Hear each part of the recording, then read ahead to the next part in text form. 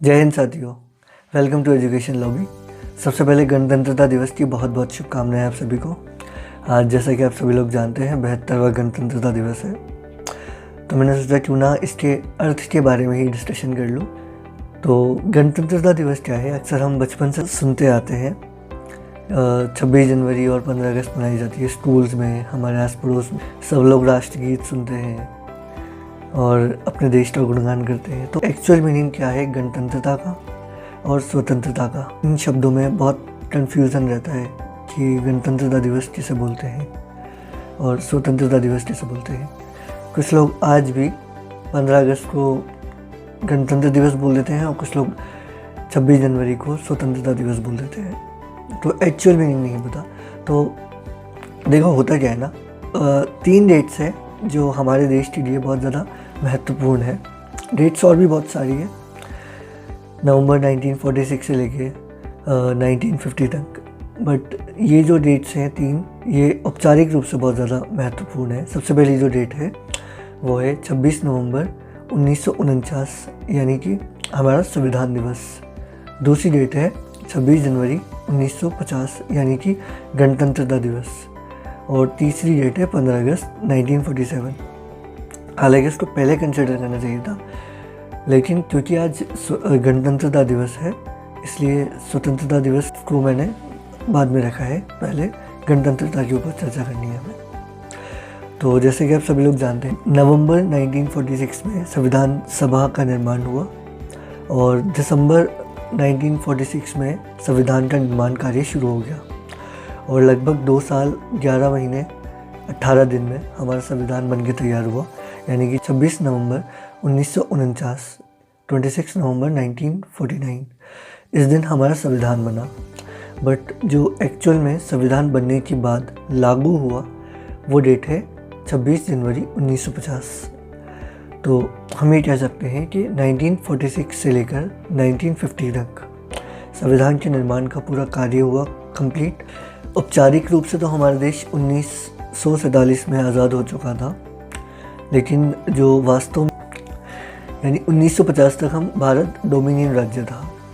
तो उसके बाद से भारत को एक्चुअल में इलेक्शंस हुए 1950 के बाद से, और जो गणतंत्रता, जो एक्चुअल गणतंत्रता का मीनिंग है वहाँ से लागू हुआ।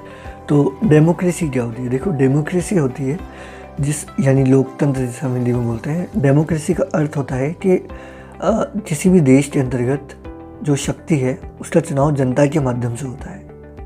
यानी जो भी प्रेसिडेंट या प्राइम मिनिस्टर है उसके लिए जो इलेक्शंस होते हैं, उसकी प्रक्रिया के लिए जो उसके चुनाव की प्रक्रिया के लिए जो इलेक्शन होते हैं वो जनता के माध्यम से होते हैं, यानी उसके अंदर जनता भागीदारी लेती है। उसको बोलते हैं डेमोक्रेसी, यानी लोकतंत्र, लोगों का शासन। यानी डायरेक्ट रूप से नहीं, इनडायरेक्ट रूप से उसमें शासन किया जाता है जनता द्वारा।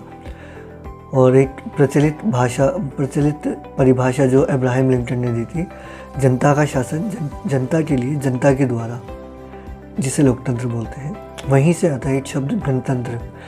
गणतंत्र का मतलब क्या होता है? गणतंत्र का मतलब होता है कोई भी देश जिसके अंदर जो शासन की व्यवस्था है यानी शासन प्रणाली है, उसमें सबसे उच्च पद यानी जो सबसे ऊंचा पद है, चाहे वो प्राइम मिनिस्टर हो या फिर राष्ट्रपति का हो यानी प्रेसिडेंट का हो, वो आम जनता से चुना गया हो। यानी हमारे देश के सबसे नीचे तबके के व्यक्ति को भी सबसे उच्च पद पे बैठने का अधिकार हो, ना कि सिर्फ शासनिक पद पे बल्कि प्रशासन के पदों पर भी।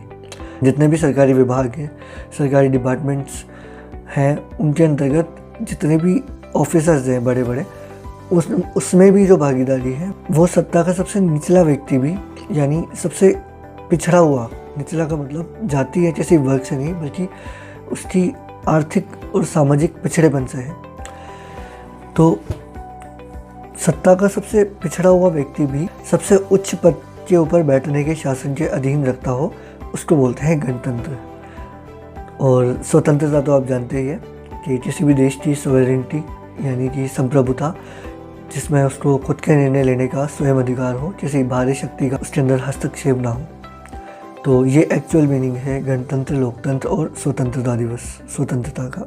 मुझे लगा इसकी थोड़ी नॉमिनल डेफिनेशन आप लोगों को दे दूं, ताकि आप लोग ठीक से इसका मतलब समझ सकें कि एक्चुअल में गणतंत्र दिवस क्या होता है, लोकतंत्र क्या होता है और स्वतंत्रता क्या होती है। तो ये डेट्स थी जिनको हम कह सकते हैं 26 नवंबर 1949 यानी संविधान बन के तैयार हुआ, इसको संविधान दिवस के रूप में जाना जाता है। 26 जनवरी 1950 जहाँ संविधान लागू हुआ, भारत पूरी तरह संप्रभु हो गया, इसको गणतंत्र दिवस कहा जाता है। 15 अगस्त 1947 यानी स्वतंत्रता दिवस, जिस दिन भारत को औपचारिक रूप से आज़ादी मिली थी। तो ये डेट्स थी जो मुझे लगा जानना ज़रूरी है।